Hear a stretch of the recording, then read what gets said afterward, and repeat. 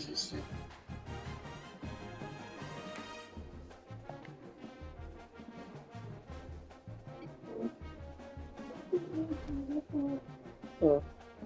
for running into a police car and being creative, they gave me 5 stars.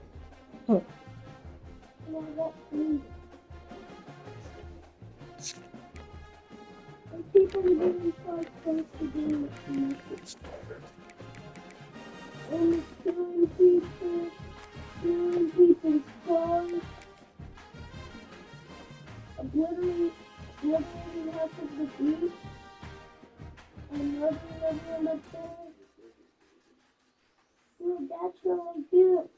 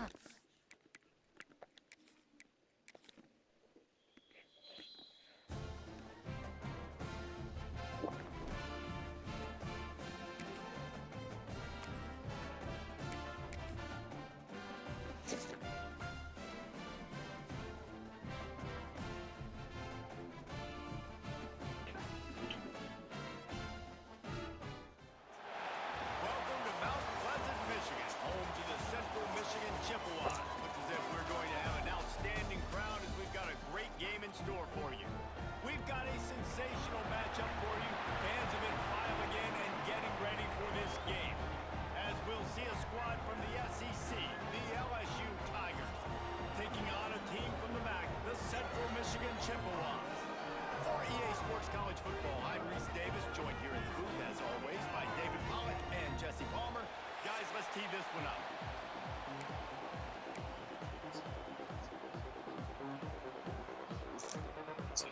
The Chippewas She's tried as an to get us underway. to be tried by a jury, leaving her fate to a judge. Despite the defense's claims that she lost consciousness, the evidence against her proves this claim was a lie, and the prosecution believes she crashed the car as an easy way out of the relationship. The judge agreed, and on August 14th, 2023, Mackenzie's fate was finally sealed. This is the type It's about making that a consistent thing. Yeah, I think the most impressive thing watching that tape back from his last game is the ball never touched the ground, David. It was amazing. It wasn't that he was so accurate throwing the ball deep down the field. It's just that the ball was always going to the open guy. He did a really good job checking it down, taking the profit when it wasn't open downfield. That kept the offense on schedule. That's really important for this offense today. And when you're watching it as a defensive player and coming to this football game, man, you know this is going to be a challenge. I better get pressure on this one. If I let him feel comfortable, you'll see another day like last week. I mean, that dude was accurate. Almost every ball was caught in rhythm. They're going to have to find some creative ways to get him off his spots and make him feel uncomfortable. Got his man on the right. And the defense settled in to stop that one for a short gain. Now, you've seen the evolution of these slot receivers. They're just matchup nightmares. They're hard to get your hand on. A lot of times, they're off the football. You can't jam them. These guys are so productive, and offenses really feature their best players most time in those slot positions. LSU moving the ball quickly down the field. To the air on first down. He's got his man. He's brought down quickly. Minimal gain there. Still a bit short of the first down. And the Tigers can play this second down a lot of ways with just a few yards to go. He let that thing fly quickly, but he couldn't make the connection. This defensive coaching staff, they love their secondary, and they love the matchups they have. They believe they've got 5 guys at least back there that can cover one-on-one. You saw a great example of it there on third down, forcing the incompletion. Brought down just outside the red zone. He moves the chains. It's at the 22. LSU with the 1st and 10 here.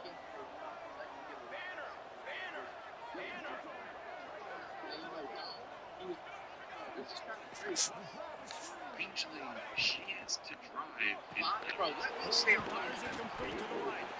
That one takes it down to the 13-yard line. This was unusual. It'll be second down, and remember, they can pick up the first without David has scoring. McKenzie refused to let him in the column. After an argument, Dominic convinced her to take David on. And he launches in for the score. Touchdown, Tigers! The intersection between How about that first drive by the offense? Use a script the first 10 plays. Well, I had one extra. It only took 9. Great job moving down the field, stringing plays that looked like other plays together, and getting this opening drive touchdown. Turns onto progress drive. Dave Road. That ends up playing. Setting up for the extra point after the first score of the game. Rapidly start accelerating. And with the extra point, they get the first 7 of the game. So they put together a 9-play, 75-yard drive. And the capper came on the run to the end zone from the 13. With speed into the break. They're getting set to kick it away, and that last score took a little oomph out of this crowd. 5 minutes until 6:15 a.m. when a passerby on a motorcycle will discover the destroyed vehicle. And it'll be a touchback. The ball will come out to the 25-yard line. So Central Michigan's offense headed onto the field. Our first look at them today. They are going to be greeted rather rudely, I guess, by a group of defensive linemen that wreak havoc and hunt down quarterbacks, Jesse. And they wreck games. They take away everything you do offensively. So it's a huge challenge in this one, David, for this offensive coordinator to try to call plays and find ways to get the football away from these big fellas up front because they take games over. And get the ball out quick. Like when you've got a defensive line that can penetrate, they can get TFLs, get sacks. It's going to be on this offensive line to buy a little bit of time, but also the ball to come out quick, win in the secondary right now. Now on second down.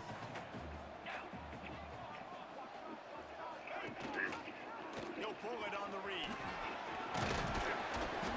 Brought down at the 45 after a 15-yard pickup.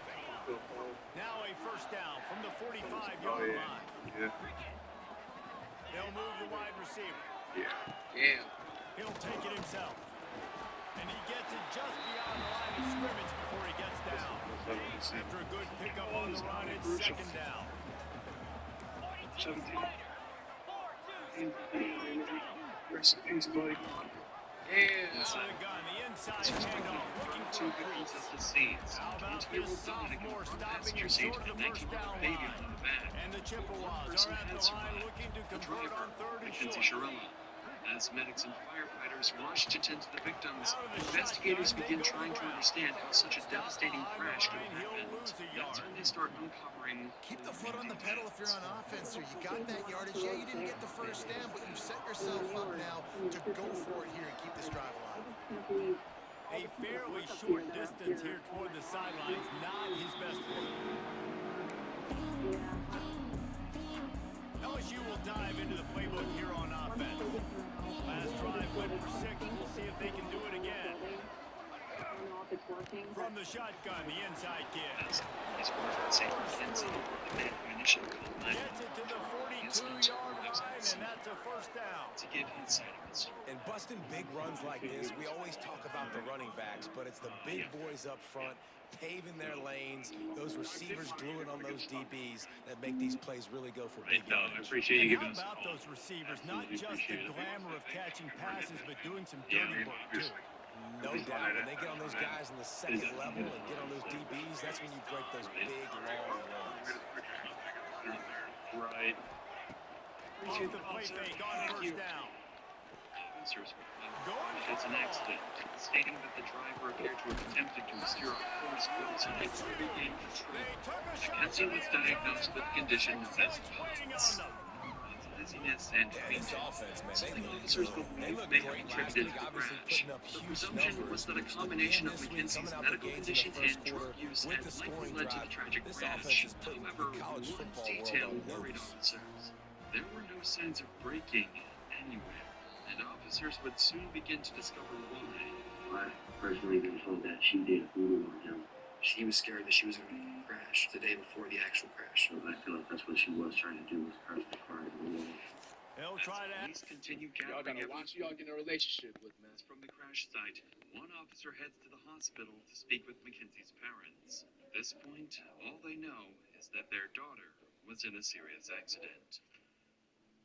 Oh, God. Babe, what'd they tell you? Nothing. Okay, she was life flighted here. Yeah, I wouldn't know that. Okay. To their lead. You can sit down.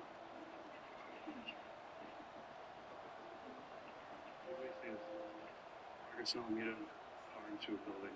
Two are deceased in the vehicle. Daughter's driving. Died. We don't know. And the extra point makes it 14-0.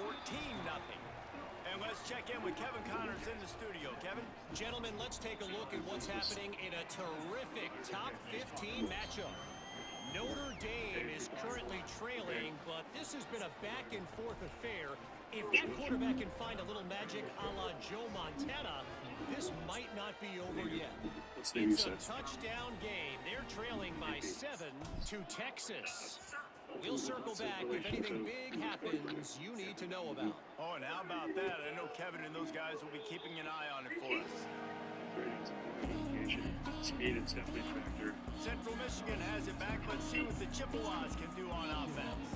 To say this has been a slow start is a bit of an understatement, and they really need to get it going here, Jesse. That's right. The opponent, they're firing on all cylinders right out of the gate. Offensively for this unit, they've been slow and struggling.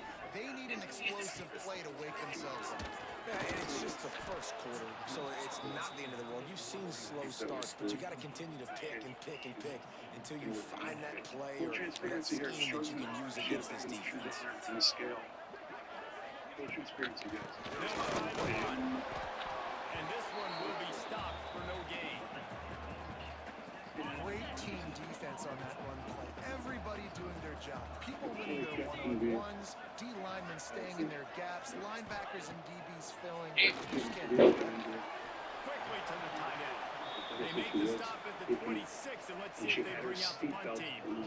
Mackenzie was the only one wearing a seatbelt, which was why This she will be was the second time they've had to Her kick it attention had away. been supplied. It's unlikely she would have taken that He'll position. take it on the This return. detail would later become Takes it important to the away. investigation. Returns like that are why you don't settle for the fair catch if you don't have to. Picks up just a little bit of yards to help out the O.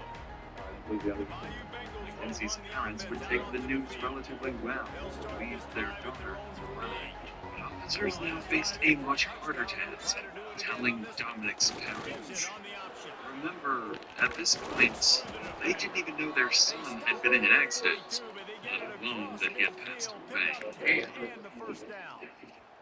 We'll see if they have enough time to get another Now snap let's skip before the there. clock Thank hits you. 0.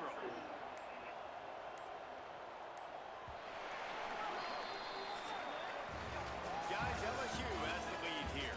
Man, that was an impressive and dominant first quarter. Let's take a look at the stats before we move on.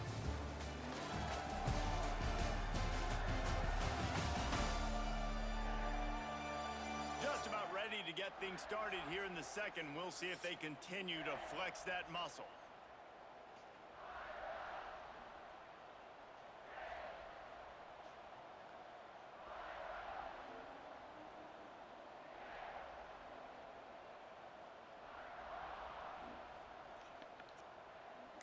First play of the period, first down here.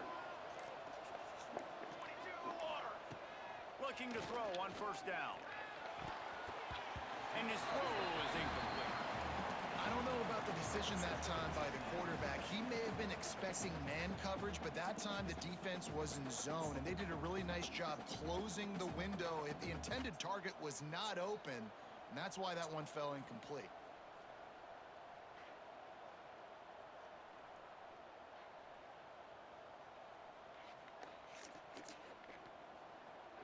Backed up now, here's second and long. What's up, bro? Niggas trees. You just see. Wants to go up top. He's got his man. That's one I think if the running back could have over, he would just let that ball sail out of bounds incomplete because he made the catch but lost yards because of it. It wasn't an accurate throw. He'll know next time to just let that ball go. Gets the back moving. He's got his man across the middle. There he goes. Touchdown, Tigers. He got him loose, and it was lights out after that. They have been I got rich out motivate my niggas like I'm a king. Only that I get caught with my good name. Honestly, I know nobody but my son even. I will roast this till you eat, I know you don't believe me. Just be patient with me, babe, I know you wanna leave me. Took my heart from off my sleeve, replaced it with some freeze. Knee deep in them trenches, told 40 talks with these. Walking through the valley of the shadow. All these niggas shallow. I'm the apes, these niggas snakes, instead I say rattles. There's just 3 things I learned from love for free. Only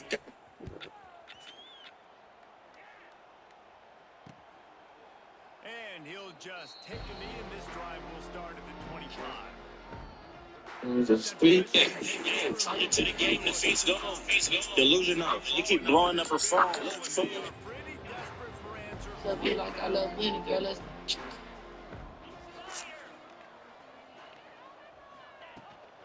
From the gun, they'll try to impose their running game. These little gains can start to add up as he gets it up to the 34.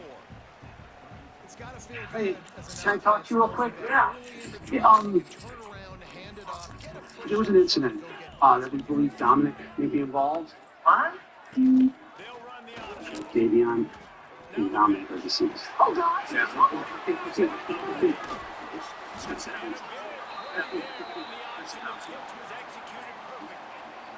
Like, there was an incident that we believe Dominic may be involved. What? Davion and Dominic are deceased. Oh, God. Yeah.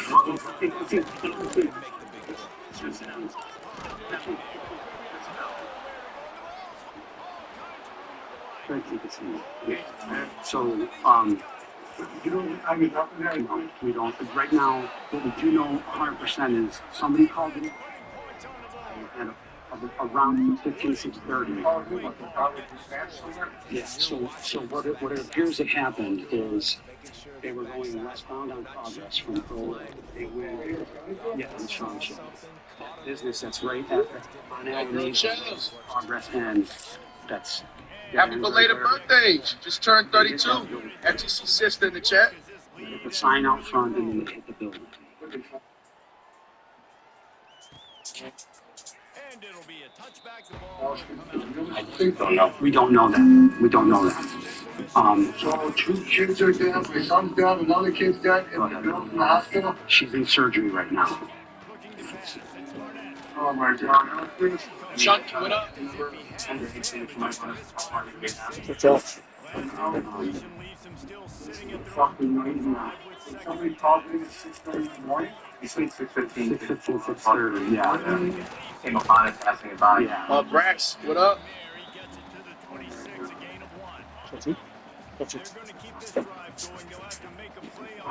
Sucks, man. Gotta tell the parents this, man. Who's in her car? It was in Mackenzie's car, yeah.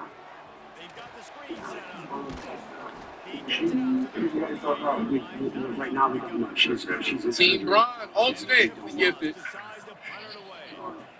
See if he can help the coverage team out with this. 3 weeks would pass, time that Mackenzie would spend in the hospital recovering.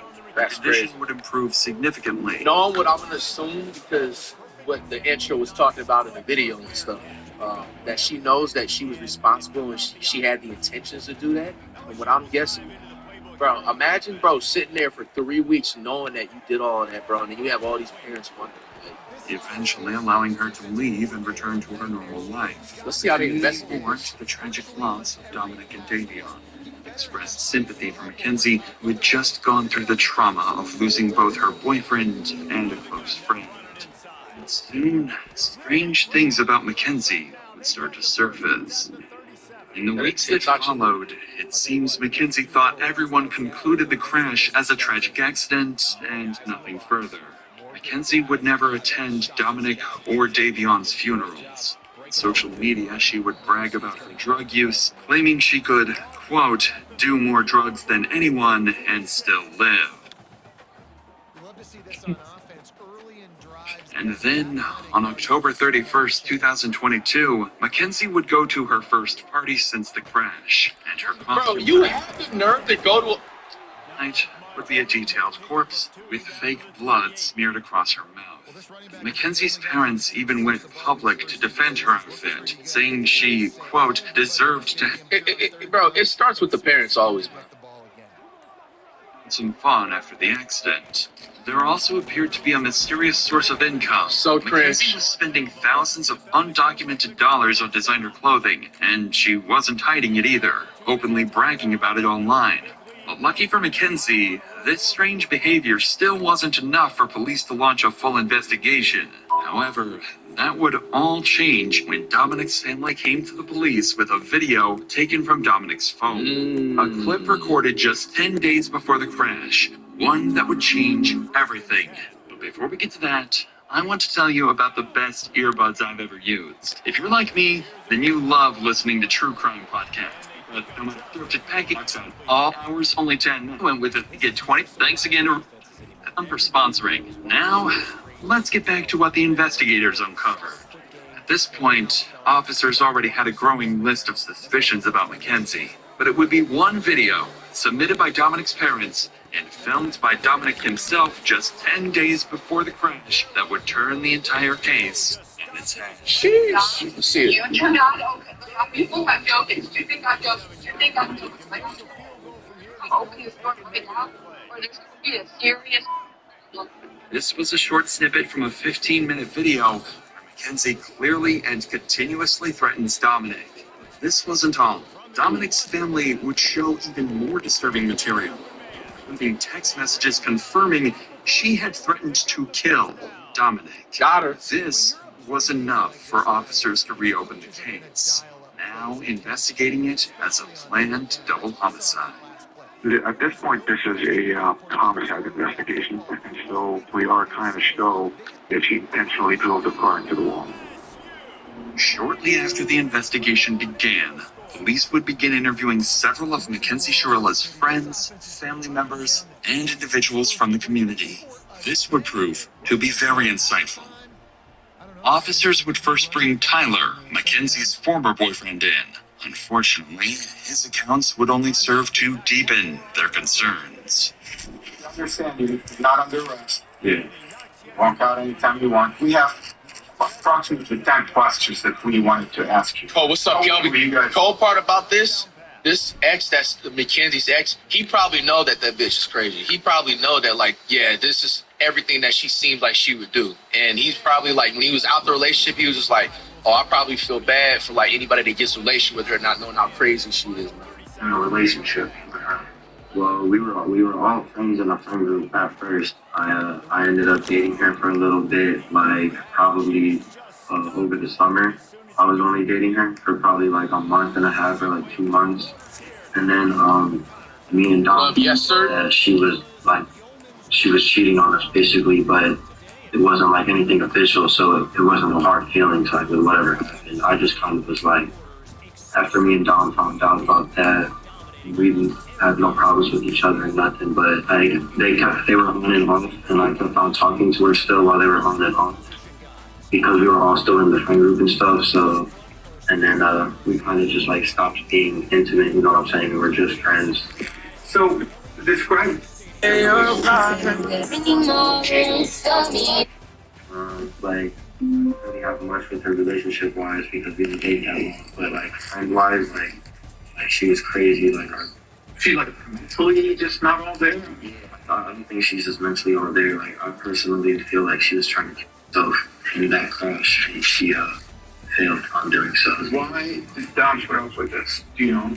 I've personally been told that she did voodoo on him. She has told people that she put a spell on him so that he couldn't break up with her, that she had like grabbed a piece of his hair, and that she had a doll in her room for Dom, and that she literally put a spell on him. But she would. Yo, y'all gotta watch the females y'all dating, bro. cold part about it is Dom could have, unfortunately, you know what I'm saying, like, left as soon as possible. Bro, if any girl take out something and they talking about, I'm putting a curse on you, I got a doll with me and stuff, and just, they start talking about, like spirits and things like, bro, just go ahead and run, bro. They're not mentally right up all the way in their head, bro. Yeah, like she truly believed in that kind of stuff, and she also uses the pendulum. I know too, to try to get answers. She tries to use it now to talk to Dom. Do you think Mackenzie had it in her to drive a car into a wall?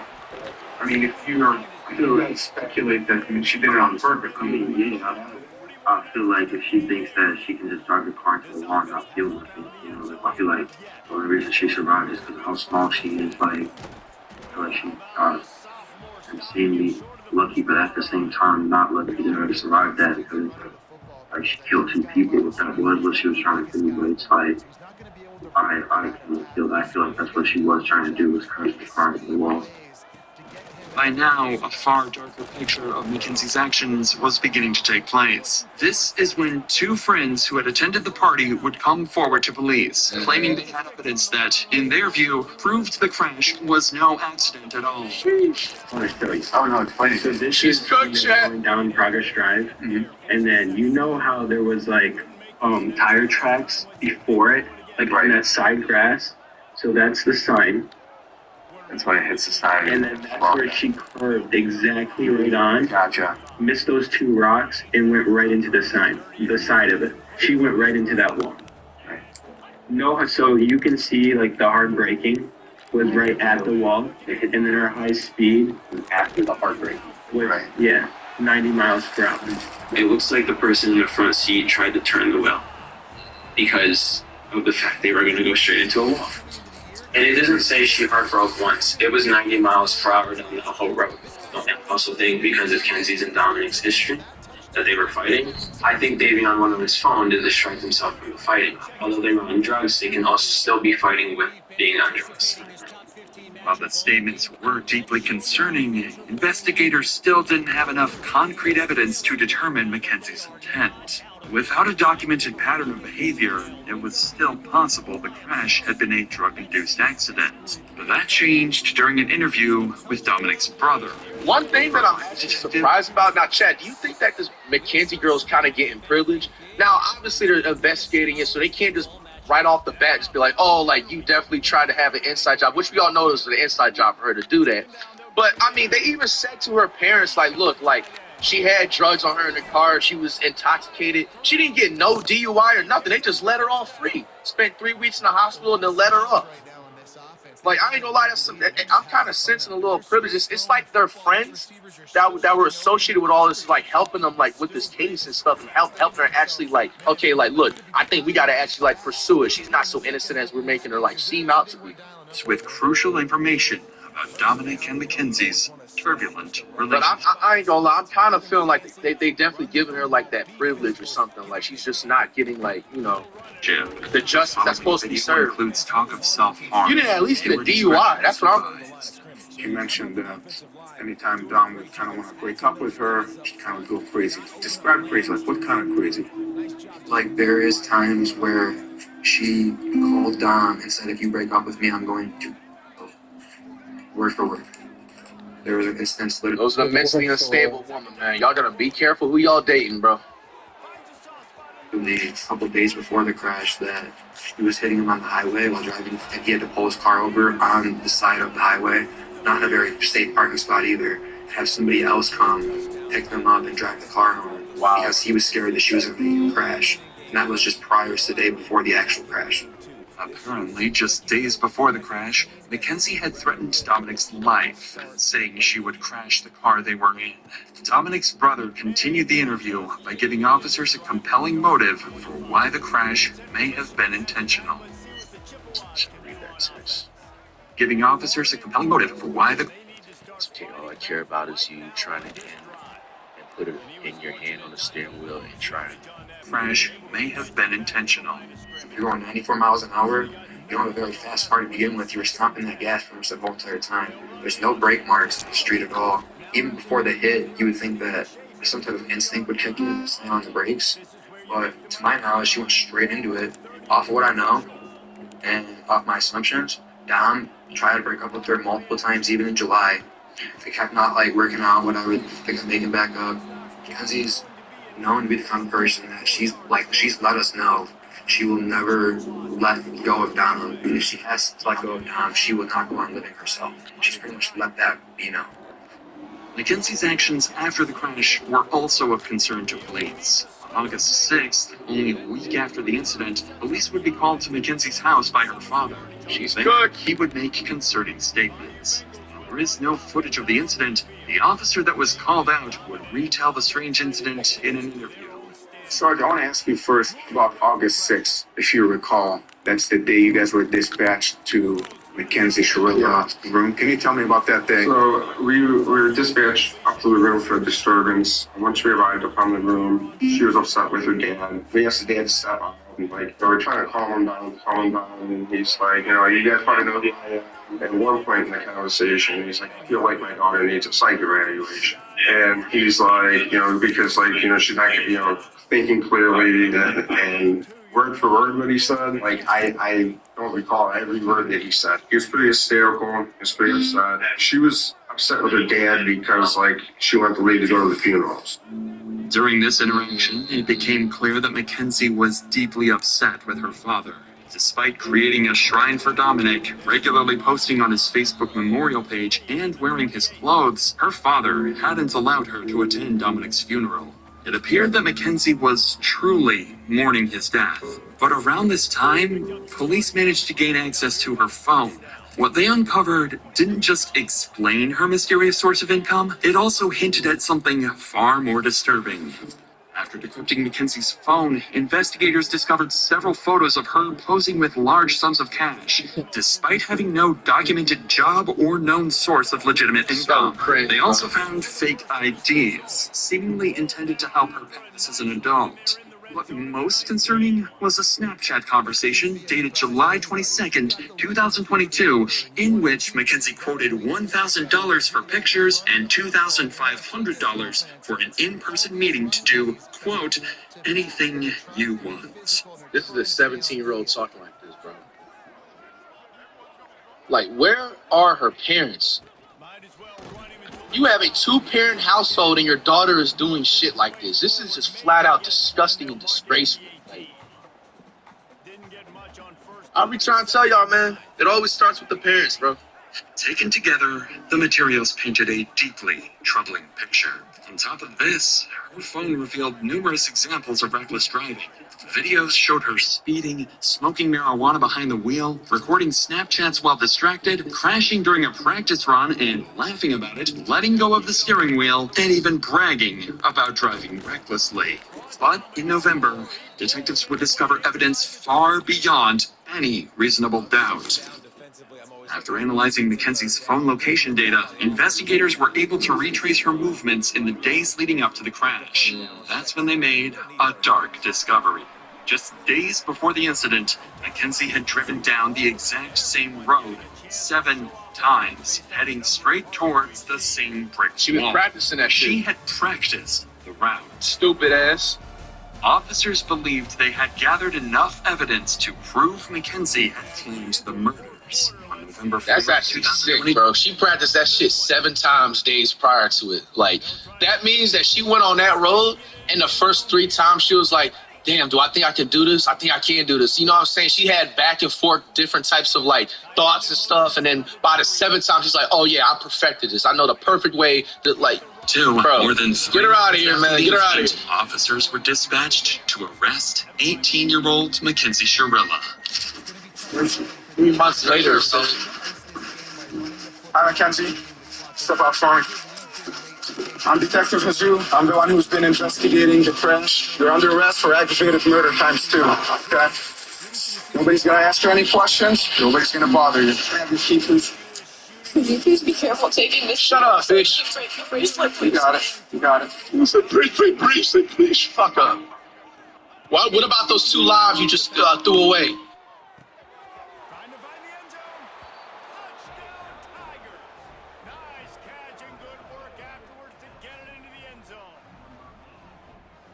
this has been a complete performance. The defense has been lights out, and the offense, obviously, just continues to pour it on.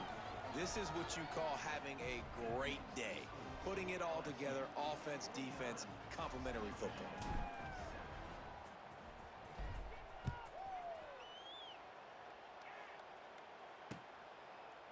And it'll be a touchback. The ball will come out to the 25-yard line. Central Michigan takes over, and we'll get another look at this offense.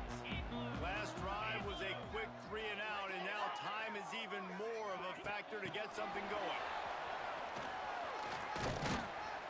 And a 9-yard gain on first down leaves him with 2nd and short.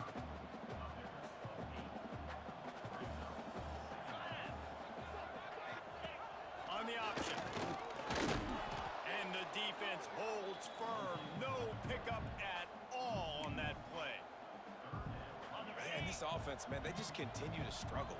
And they need to find something that they do really, really well. And running the football late in the 4th quarter when you're getting beat by... Oh, he's got some space. Major gaps in that defense, and he got loose, and they finally knock him down at the 41. And the Chippewas getting set on 1st and 10. Use the play fake, now to throw. And he just overshot his man and threw it out of bounds, incomplete. Try to make up for some of that lost ground on 2nd down. Here's the handoff. Powers through the defender. Well, that last play is basically a microcosm of what today has been like for this offense. Just nothing happening. Not physical enough at the point of attack. They're being swarmed. They haven't had the balance necessary to win this game, and that's why they find themselves trailing late. Over the middle, it's Williams. He was smelling that end zone, but they get him down at the 4 after the big pass play. The Chippewas trying to pay off the threat on 1st and goal. Back to throw, it's Barnett. Intercepted deep in his own end. He managed a few yards on that return, but the bigger play was the fact that they forced the turnover. Here we go, set.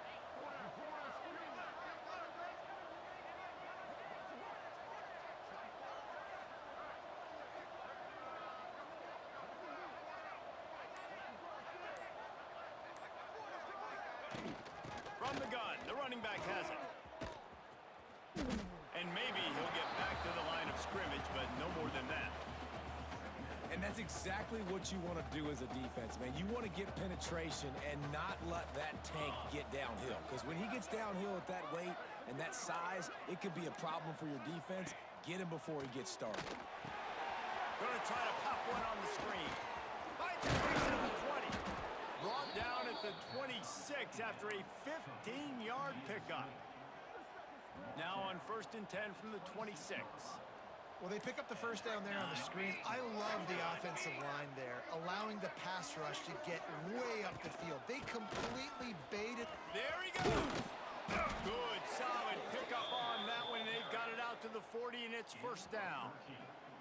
They moved the chains on the ground last time. Let's see if they try to hit him up top. They'll run it to keep this clock grinding. Wow, 4 plays on this drive by the offense. They already got 3 first downs. We knew they had a lot of playmakers coming into this game, and they're showing that right now. This defense is going to have to make a play at some point here and stop the bleeding. Looking for a physical attack from the guys. And this one will be stopped for no gain. That back had absolutely nowhere to run the football. Actually, is he counting? I think he's counting to make sure there's only 11 guys on defense. Plenty of distance between them and the sticks here on 2nd down. Come on, set. They'll run it from the gun. Really good job by everybody there. Well blocked, good run, and a 1st down. The Tigers pounded the rock to move the sticks. Now back to work. Looking for space. It's Turner. He's going to lose a yard on that one. I'll tell you, this defensive end, not only can he pass rush, but he can play the run as well. You see him beat the offensive lineman there trying to block him, get in the backfield to make that tackle for loss. That was impressive. And a really short game before he gets a whole bunch of company from the defense. On 3rd and long, he has to throw for it. On target to the left. They'll make the stop, but that first down ought to ice it, and they should be able to kneel this one out. Winning can become a habit. Now they've won back-to-back games and probably building a little confidence from that. And you want it to be a habit. That's what you talk about as a coach week after week. Let's build. Let's